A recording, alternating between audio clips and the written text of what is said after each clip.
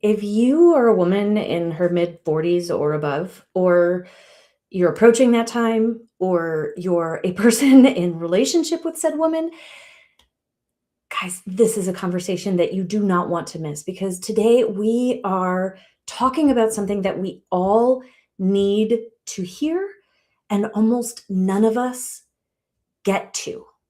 It's a conversation about perimenopause. But we're not just going to talk about what's happening to your body.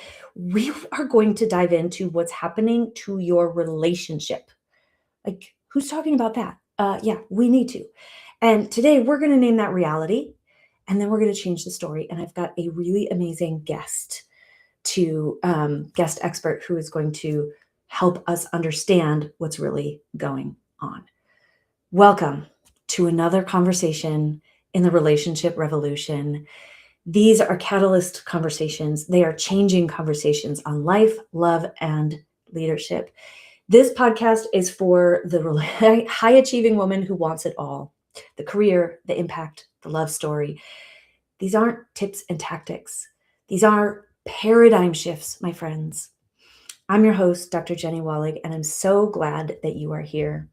Because this month we are having a conversation about the living relationship.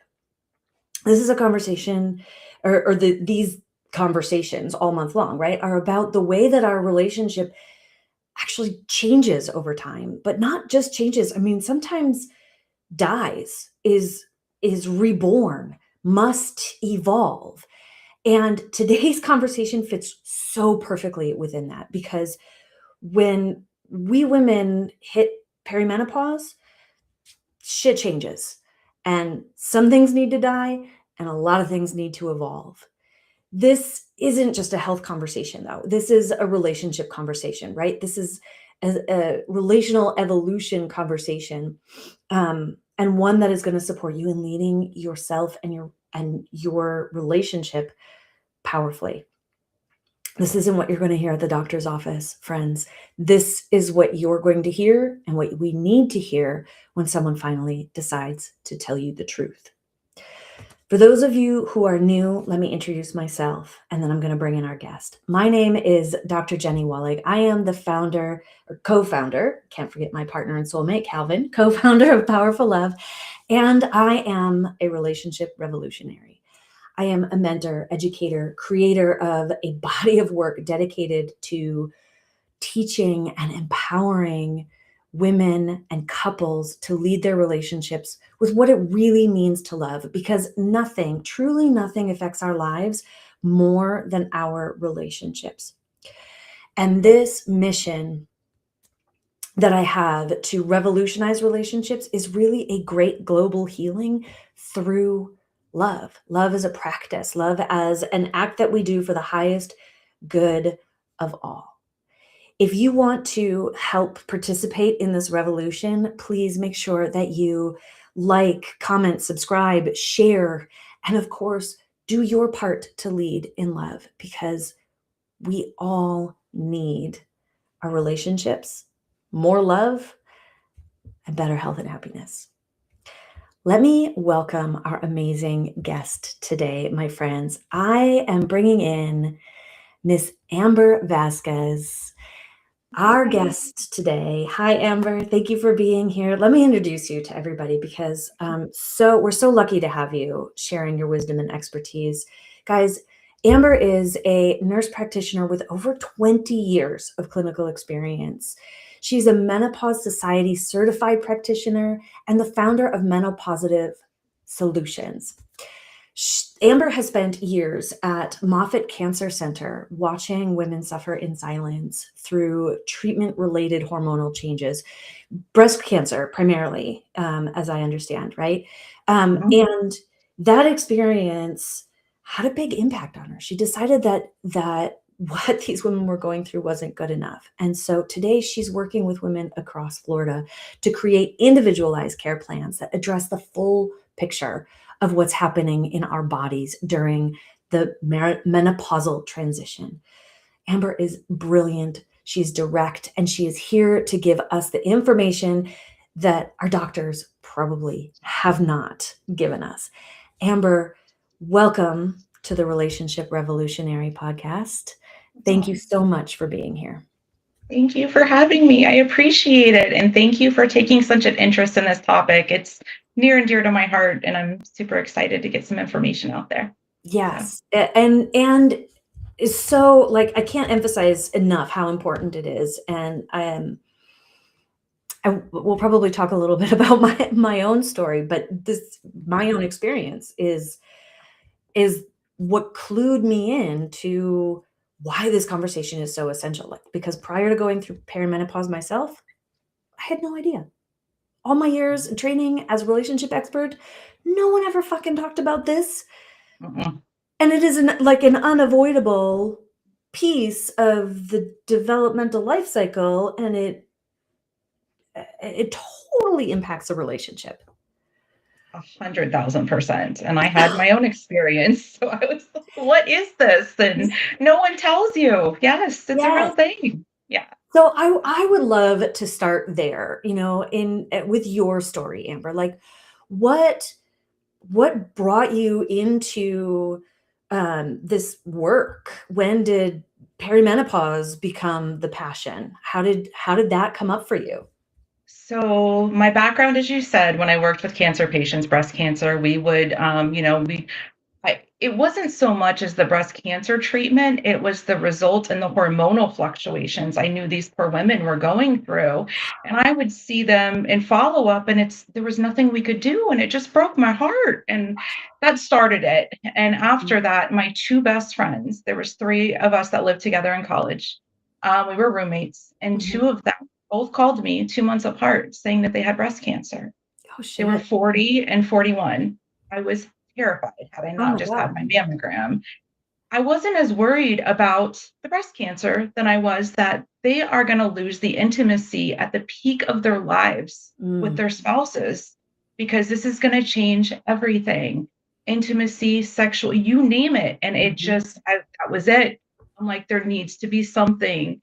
So that's what drove me to start looking into all of this. And then my own personal experience was that I was in my late 30s, early 40s. I was waking up at night, hot flashes, night sweats, Mhm. couldn't sleep. My anxiety was off the chain right before my period. Then I would cycle, and all of a sudden I was like, oh, well, then it's okay. But Yeah. that progressed and it got worse. And I was like, what is happening? Mhm. And then on top of that, my husband and I struggled. We went through a very crucial period of time where I didn't recognize him and he didn't recognize me because Yeah. of these changes. And, as someone who does this, I had to dig that much further in to realize what was actually occurring. So, yeah, Mhm. that's my story. Yeah, and thank you so much for sharing, because that story is so real, and I think that there are a lot of women, if not all of them, who can relate. Right? This is like um, no joke. The way that we Yeah. change, and this identity shifting that we go through, in like, who am I, and Yep. also who's my partner, Yep. and also wait a second, do I really want to put up with this? Is this really working for me? What do I Yep. need differently now in this dynamic? And that can be so confusing for people. But I feel like before I want to go into that, I'm like, you mentioned something when you were working with women in the cancer treatment center. You noticed that like what really concerned you was the way that the hormones were affecting them. Can you Mhm. share more about that? Like what have you found about the way our hormones actually affect not just our bodies, but other shit as well, including our relationships? Everything. It is absolutely everything. And each one has a different role. Yeah. But basically, for those specific women, if they were hormone receptor positive, they're placed on an aromatase inhibitor or tamoxifen, depending upon if they were pre or postmenopausal. The result is you're shutting down estrogen, however you want to look at it. So you're Okay. shutting it down. So Mhm. you have a 30-year-old woman who is going through this, and you're shutting down her hormones. So now she feels like she's 65. She gets out Oh, of bed, her knees hurt, her ankles hurt. She can't think. The brain fog is real. Libido, forget it. It hurts to have sex. It's dry. sensation isn't there anymore. Yeah. She used to be able to have an orgasm. It's not happening anymore. Her partner feels a certain kind of way. It cascades is my point. And it's just, it's heartbreaking. And, the hot flashes or the night sweats was one reason that I got into this, but there's Mhm. so much more to this. And there's Mhm. so many hidden things that we don't think about with bones and heart and so forth. But yeah, Mhm. it's a lot. So, Yeah. Yeah. and Think go go ahead. ahead. Sorry. I was just gonna say each hormone kind of has their different role, right? Like progesterone is what calms us, and that's what we lose in peri specifically. So you Mm. slowly start to lose your progesterone, which causes anxiety, the sleeping issues, and that's your excess bleeding. A lot of women have heavy, heavy bleeding. They Mm. go into their gynecologist and they say, let's do an ablation. Well, you can stabilize it with other things. But to that token, your progesterone's your glass of wine. Think about it that way. It calms you down, right? Mhm. Your estrogen is what helps you think to focus. It's your natural SSRI. So it's your body's natural Zoloft or Prozac or however you want to look at it. So when it starts to go away, you no longer have you, or rather, you just more get that emotional variability, is where I'm going with this. But Mhm. Yeah. even more so is that oxytocin, which we'll talk about a little Mm. bit. Mhm.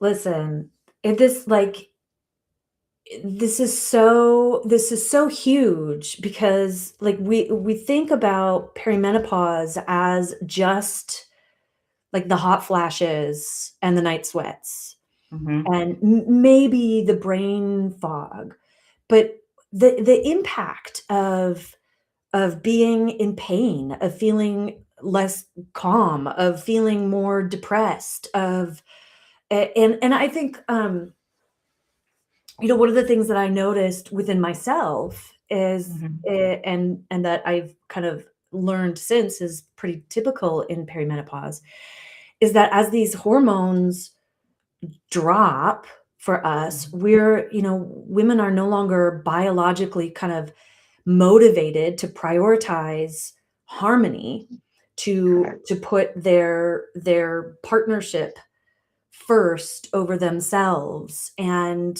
I know for myself, it was Mhm. like all of a sudden I had far fewer fucks to give, Mhm. Yep. All and day long. all day All day long, long. Yes. right? Yep. Yep. And dynamics in my relationship, I talked about Mhm. this a bit, in the first episode I shared this month's theme, but my relationship, like, dynamics that I thought were fine, all of a sudden no longer worked for me. They weren't fine. Mhm. They were a Because big problem, and they needed to change quickly because I could not, like, I literally could not deal. Mhm. Just couldn't. Like, my capacity, my biological ability to deal with with all kinds of things, right? Yep. Like, that showed up in relationships. It just was like, "No." Well, and with the loss of hormones, you lose the coping ability that comes Yes. with it. And so that no fucks given is a real thing because biologically that's what's happening. Yeah. And the other thing that we kind of spoke about previously is that estrogen and oxytocin go hand in hand. Okay. What is oxytocin? Okay. Oxytocin is what everybody thinks about it. Oh, if you had a baby, right? It helps to, that's what they'll give you to push and all of that. Yes, it Mhm, has that mhm, role. mhm, It also has the role of the bonding with the baby if you breastfeed a child. But there's another huge component to it, which is closeness and biological behavior as far as bonding with your partner. And oxytocin and estrogen work together. So if you're mm, losing your estrogen, your oxytocin levels are also going to decrease. Guess what happens? You and your partner start fighting. You no longer feel as close. And you're like, what is happening? And that just, again, it just makes it worse. And that's another cascading point. So, yeah, yeah, it's like we go through, like, I remember when I was a kid, my parents would talk about midlife crises. yeah. Like, this isn't just a midlife crisis. This is a biological change that is, uh, getting in our way of doing relationships the same way that we had been doing them. Yeah. Yes, agreed. And I think something when you look at it, and again, it's just me putting the pieces together, but it's like your body is saying, I no longer want to have babies anymore. We're past that point, right? And Hmm. these Hmm. changes are occurring. Yep. Biologically, your body's like, well, then I shouldn't want sex anymore. And I shouldn't Hmm. feel like I need to connect to my partner because, we're not going to have a baby anymore. And that's no longer the role of what we're doing, but we're living longer, and our lifespan is longer, and our modern medicine, however you want to look at it, Yep. but and our partnerships are extending 40, 50 years post-menopausal transition for many women, and so there has got to be something. And they say most divorces occur in the early 40s, Yep. and it's women driven. A and you hundred have percent. to and you have to wonder, nobody ever put these pieces together and said, wow, maybe it's just because that this is going on. And oh my goodness, maybe you could save relationships and marriage, because then things might change. I don't know. It's just my Listen. theory, my Oh, soapbox. Amber, I mean, you are on to something very real here, and I won't go too far down this tangent soapbox, but it speaks to me of one of so many examples of how women's health, women's experience is and has historically been deprioritized in our narrative.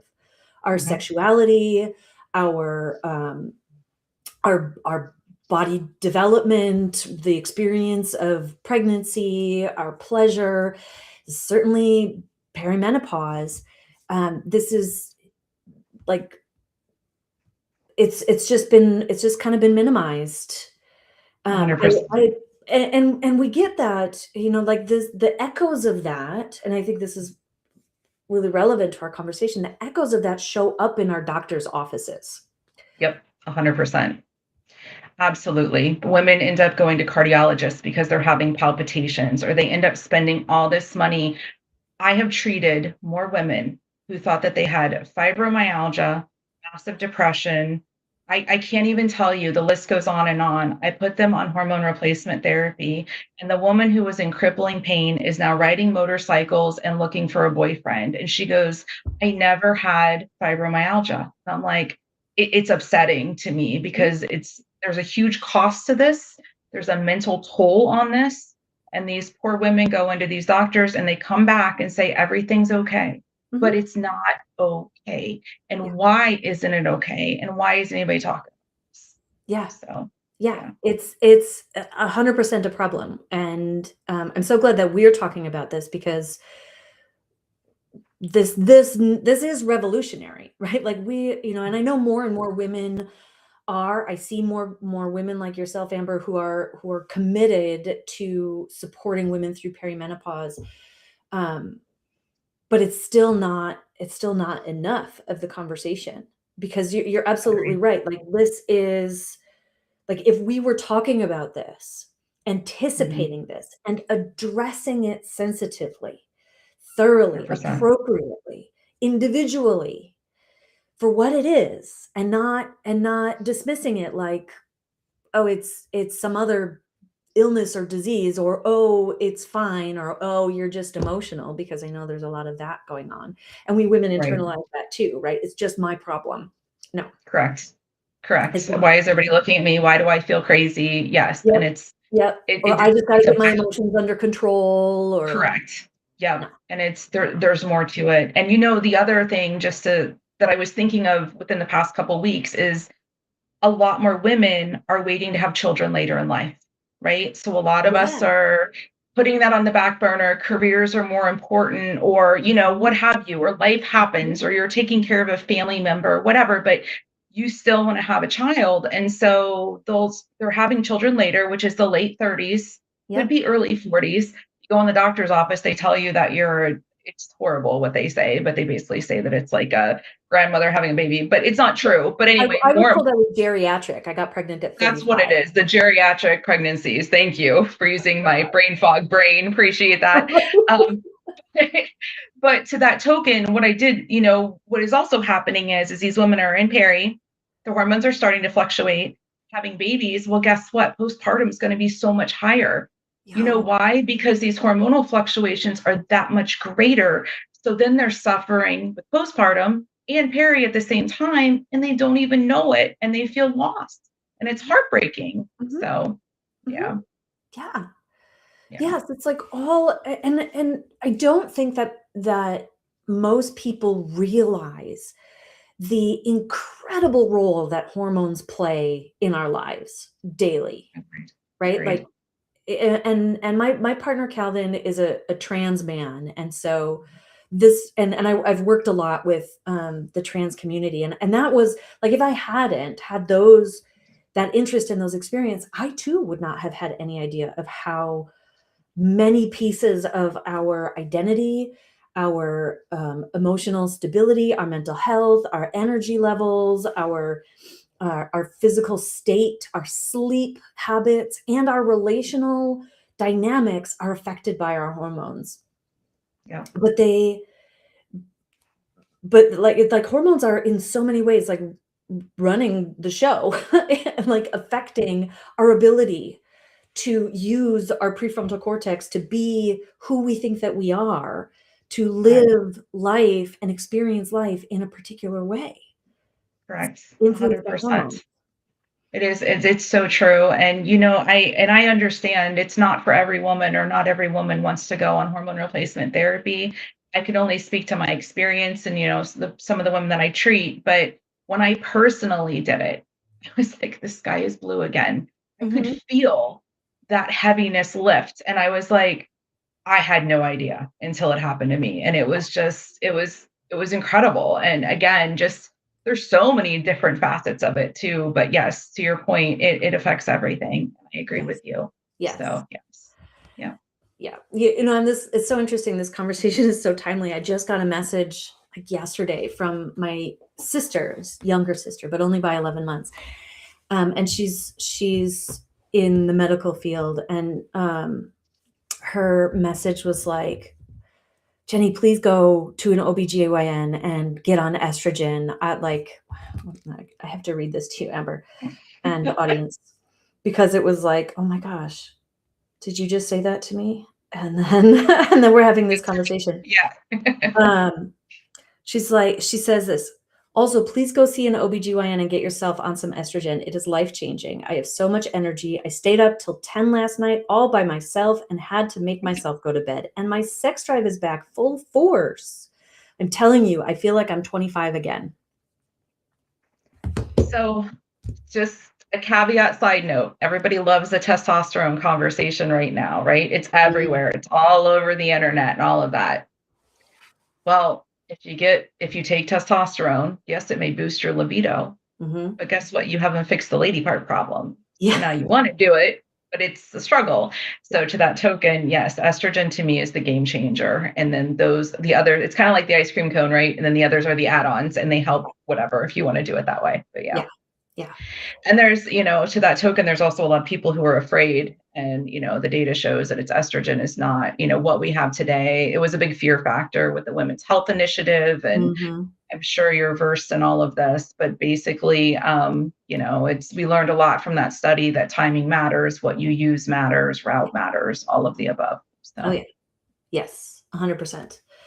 Um, and I imagine for each woman, it's a little bit different of a solution, which is why your work is so fantastic, Amber, in like creating these individualized treatment plans. Yeah.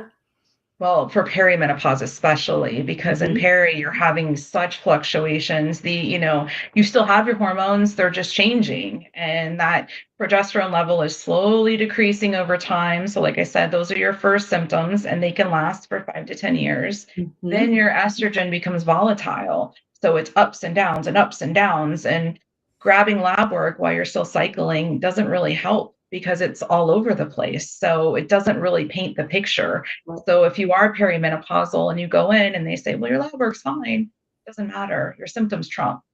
Right. ultimately. And Love to that. that token, there's a lot of patients where I will just buffer the last 2 weeks of the cycle or the last week of the cycle before their period, because that's when they're starting to have those symptoms. But they're Mm, making enough estrogen the beginning of the month that they don't need it. So you can play around with it, but it is important to go to somebody who's either certified by the Menopause Society or somebody who is versed in how to do this, because it's not a one size fits all. And that's where a lot of women will get put on something and they feel worse right. because the clinician didn't understand what exactly was going on, if that makes sense. Oh, So 100%. And I think that yeah. that is so huge, and I'm really glad that you're bringing that up, Amber, because, um, I we women, I talk a lot about relational leaderships and leading ourselves, and, like, this is another space where, unfortunately, we need to lead ourselves Mhm. because we can't, I think, go into the medical system and just assume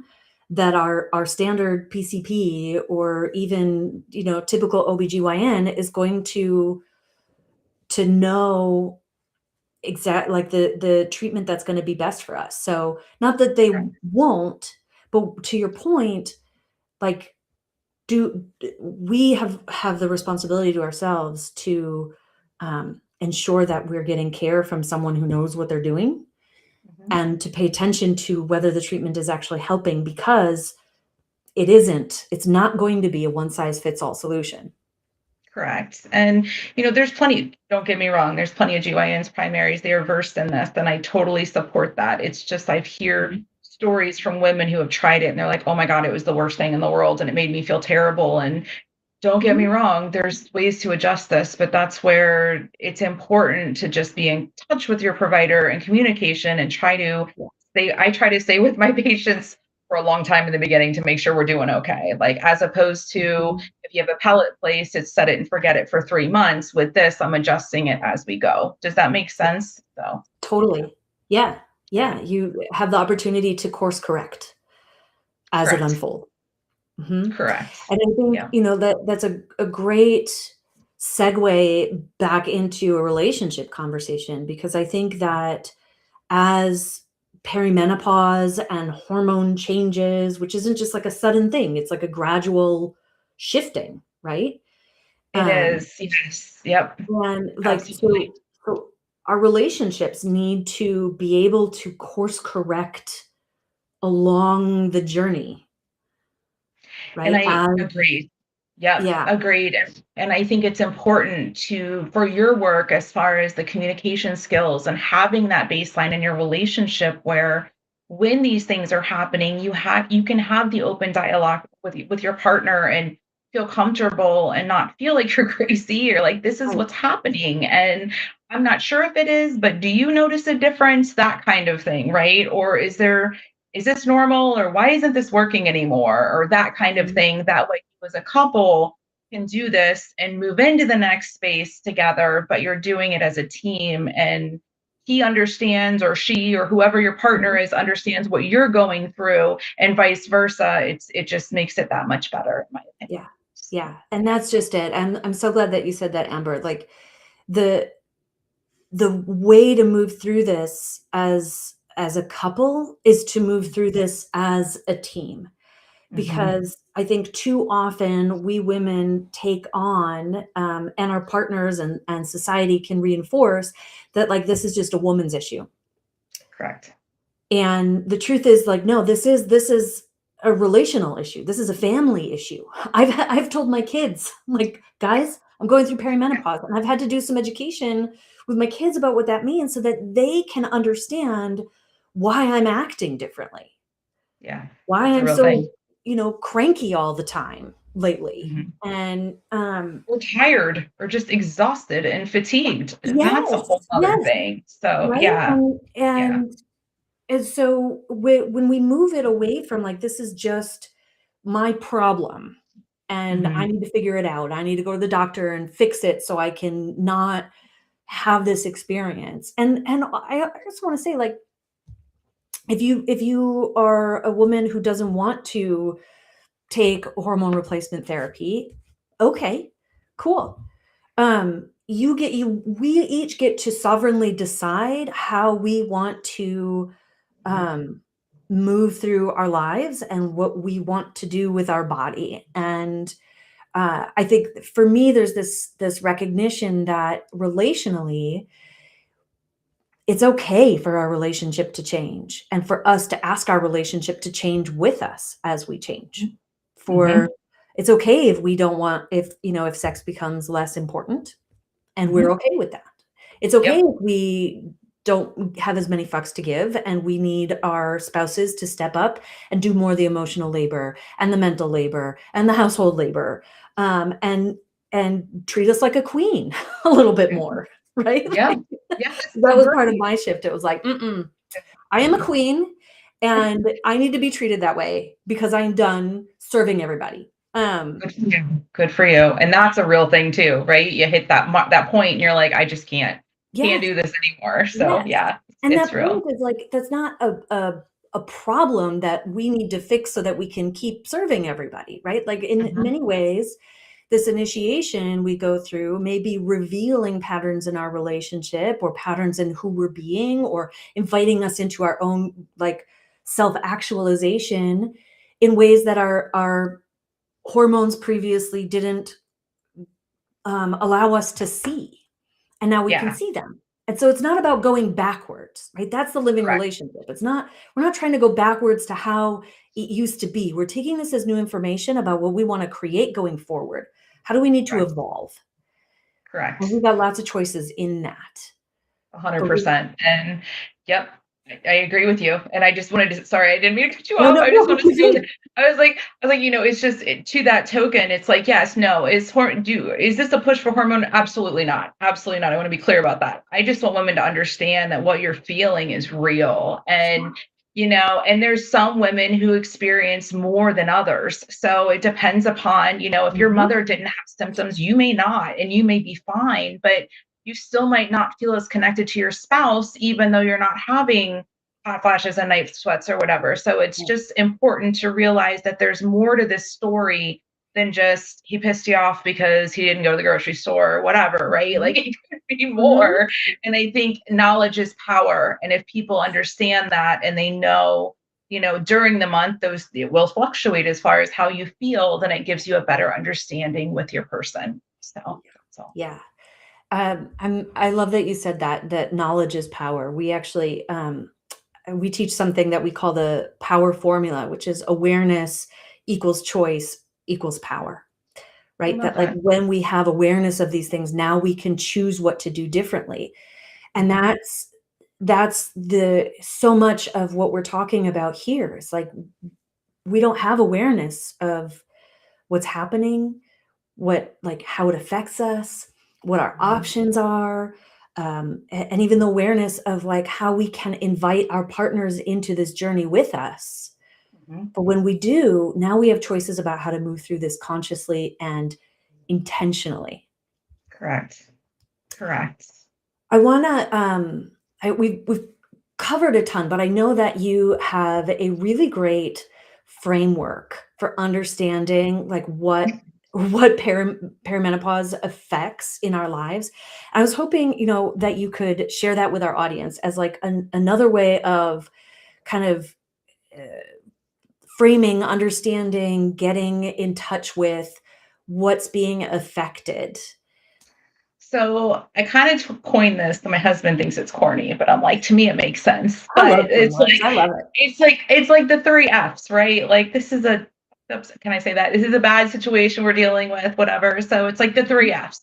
The first one is physical. Well, yes, we all know physical is pH, but I do physical F. So Yep. there's physical changes that are occurring, like we've kind of talked about, right? Whether Mhm. it's between like the weight gain or whatever, or you're losing your hair or what have you, it's a big deal. The Yeah. second one is functional. So, functional as far as like your hormone levels are changing, how you're processing, how you're connecting with your partner, how you're able to cope with life and go forward and move throughout your day with your kids screaming at you and your hormones are all over the place, right? No. And then the last one is is basically the effing emotional roller coaster, basically, like the effing emotions. But I mean, that's a whole thing too, and it's a whole caveat. So basically, physical, functional, and effing emotional is how I like to look at it. And Yes. my friends, you are not alone, and we have all been there. And I just think that that's super important. Yes. So, Yes.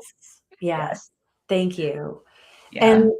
And like, what would you suggest to the woman who is going through the physical, the functional, and the fucking emotional right now, and finding that her relationship is different, is harder, is less connected, is less intimate?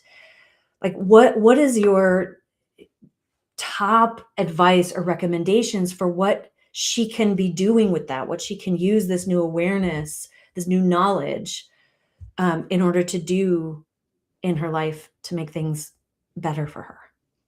Well, I think the relationship component is just evaluating, is this person going to be receptive, right? Like, as far as that's concerned. But if that is, and it's a process and we're all on the same page, I think it would benefit them to go in and just maybe have a conversation, but do it with somebody who knows what's going on. I Mhm. hear this all the time. I went to my doctor, they brushed me off. Now I feel even worse about myself. Yeah. No, this is real. I promise you it's real. It's not made up. It's a real thing. You just have to go to somebody who knows how to treat this. And what I Mhm. have my patients do that I learned was track your symptoms. So you'll get a calendar, old school. I'm an old school girl. I get a calendar, and the moment that you start to bleed, which is day one of your cycle, you Yeah. track your feelings. Usually we all feel pretty good because that's when your estrogen level is starting to climb. Your highest point is day 14. It's about 12 to 14. That's when you ovulate. That's your highest estrogen point, and that's going to be your highest testosterone point. Why? Mhm. Because you want to make a baby. That's what your body's doing. And then the last 2 weeks, you're going to slowly decline. Most of the symptoms in peri the last 2 weeks. If you're noticing during that time period that you're feeling more irritable, anxious, night sweats, want to kill somebody kind of feeling, it could be happening. And your Yep. periods are getting heavier. And then you have proof and you have a calendar and you can say, look, I've done this, I've tracked this. I'm not Mm. crazy. These are my Mhm. symptoms. Pay attention. Does that make Mhm. sense? Yes. So, Yeah. yeah. That's so brilliant. Those facts are so validating and really empowering, especially when you're bringing it to a medical provider and being able to really, like, Data. advocate for People yourself. people love data, and it's going to speak for itself, and they're going to know that you talked to somebody who told you to do this, and they're going to pay Mhm. attention to you. Yeah. So, Yes.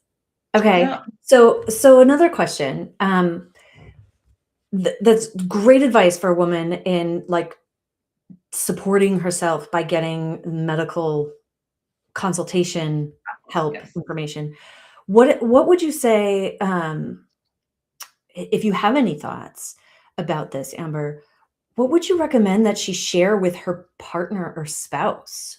What do partners and spouses need to hear or understand I in think order it's to help them? important for partners and spouses to understand there's a multitude of things, but one of them being that her capacity is not what it used to be. And she just does not have it in her like she used to. And she can try to explain it as much as she wants, but she's just going to get frustrated because her fuse is short, going to cause an argument. And then it's that you need to understand as the partner that she's going through something. The Mhm. partner is a male, they continue to create testosterone all through their life. If your partner is a female, she may be going through the same thing. So it's just depending upon where we are in that spectrum. But I think that's important. Yeah. The other thing is, I think, and I'm going to bring this up because I think this is important, intimacy. And Please. the reason I bring this up is because I see a lot of women, again, I want testosterone, my libido's in the toilet, it sucks. Mhm. Mhm. Let me tell you something. Estrogen is what nourishes and grows your lady parts. Okay. So it brings in blood flow. What does blood flow do? It's going to increase lubrication, it's Yeah. going to increase sensation. Yeah. Your clitoris can actually get smaller without estrogen. Your ability to Fascinating. orgasm can go away, or you're like, I can't hit that. And it's taken me 25 minutes where it used to take me 10, or whatever the case is, right? Yep. Yep. it's important, and your risk of having UTIs goes up, all of these things. So your partner does whatever you normally like, or Mhm. whatever it is, Mhm. you don't hit the goal, and then your partner thinks, oh God, now why isn't this not working, and she used to like this, and Yeah. she's embarrassed, and she feels like now they don't love me, and it creates this weird dynamic where if you Mhm. just explain what's going on and then the smells change, it's a whole thing. So but my point being is that all of this is fixable. Vaginal estrogen can fix this back to when you were 25 again, all day long. So that's important, and every woman can go on that. There isn't one woman that can't. I put my 94-year-old grandmother on it the other day, so it's a real thing. Amazing. Yeah. Yeah. So, but these are it's important. These are changes. You're not going to feel good about yourself. You need to be able to talk to your partner. Your partner's getting older, so they're going to feel kind of some intimacy, almost like self-esteem issues as well. So it just kind of compounds this. And I think doing this together as a couple is what it's all about. And it actually makes you closer when you're able to discuss this and move forward. Does that make Yes. sense? Oh, Yeah. 100%. Yeah. Yeah. And I think this is just so, so important, Amber, that you're as you're moving through this as a couple, you're recognizing that there's an opportunity here for increased closeness.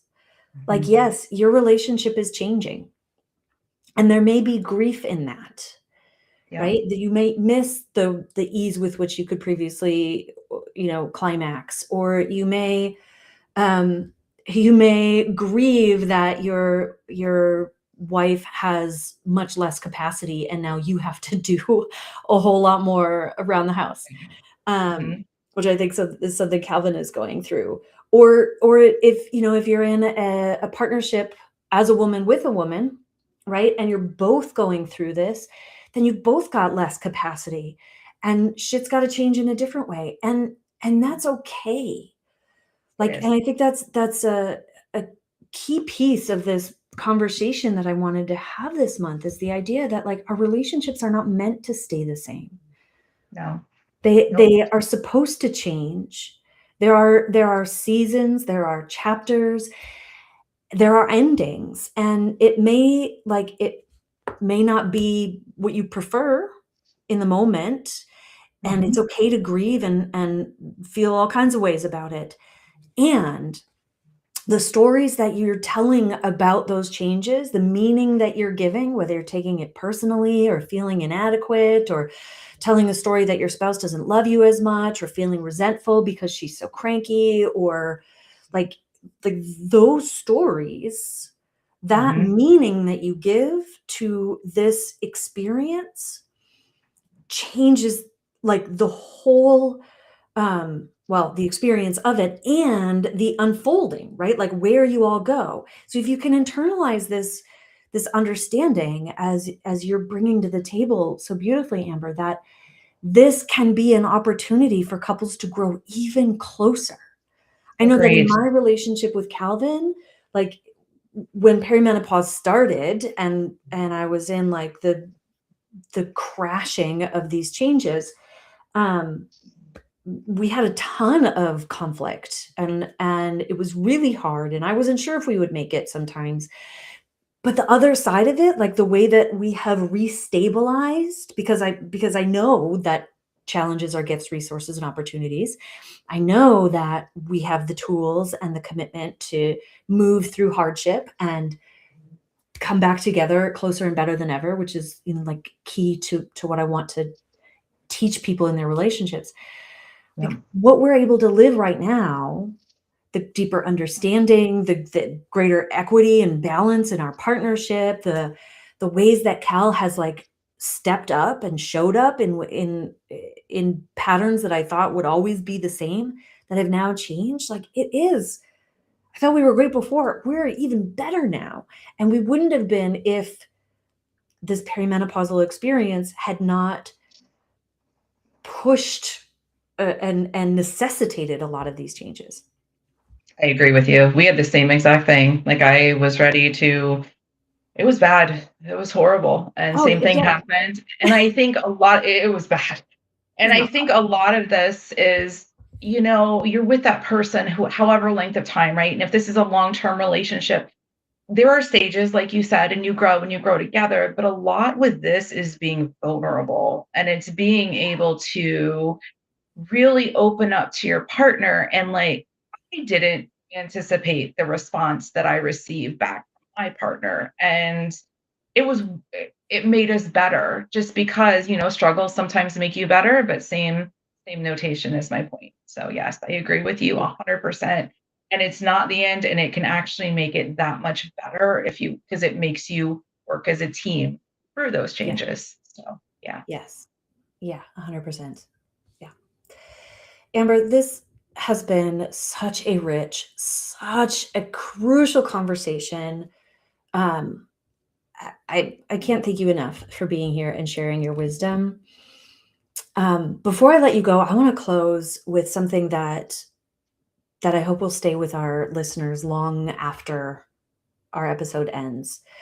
Um, what if you could leave the women and humans listening to this episode today with one key message, one thing that you want them to hear and remember and take with them, what would that message be? Your feelings are valid. They always are valid, and they're important. And don't ever let anybody tell you otherwise. Mm, I feel that. Yeah. Thank you.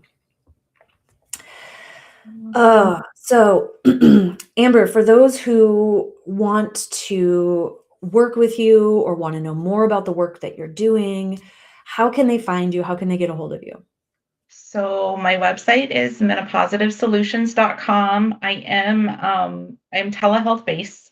I do work out of the state of Florida, but I am looking at extending to other state licenses. So if there is somebody who's interested or reaches out, you can email me. The emails on the website and so forth, and let me know. It would be great. And like I said, I'm interested in branching out. I'm just trying to figure out where exactly, maybe some of the interest would lie. But I would love to do that. I love men, women, you name it. I'm comfortable. So it's definitely it's exciting. So Yeah. Awesome. Thank you. And what a great yeah. resource. So I put the link to your website in the description. Please, everyone, find and follow Amber. If you're in Florida and going through this, reach out to her. This is a trusted, uh, a trusted resource. Um, I wish that I were in Florida so I could I could come and see you, but I'm grateful to have this information and be able to share it with our world. Um, you are the real deal, and women need you. So thank you Thank you. again so much, Amber, for being here. Thank I you for hope having everybody me. got as much from this conversation as I did. Um, if if something that Amber shared with you today, like landed, just know that's not an accident. That's information. This is information that was meant for you. Pay attention to it, my friends. All right. Thank you for being here. I want to take a moment to just share a little bit about the way that you can work with me if you are looking for the kind of support where you're getting ongoing opportunities to learn, to apply, to improve your relationship, then I want to invite you to the Relationship Revolution community. It's $147 a month, and you can cancel at any time if it doesn't support you, but I think that it will. This is a really great community for growing your relationship and staying in the work. Um, if you need to go deeper, if you know that just a weekly touch point isn't enough and you need deep change quickly for your relationship, this month I have got 3 spots open for VIP intensive. Comment catalyst and I'll get you some more information. Again, thank you for showing up to this catalyst conversation. Until next time, Keep leading with love. I hope you will join me for next week's Relationship Revolution conversation. We're going to continue our theme of the living relationship with another amazing guest expert. You're not going to want to miss it.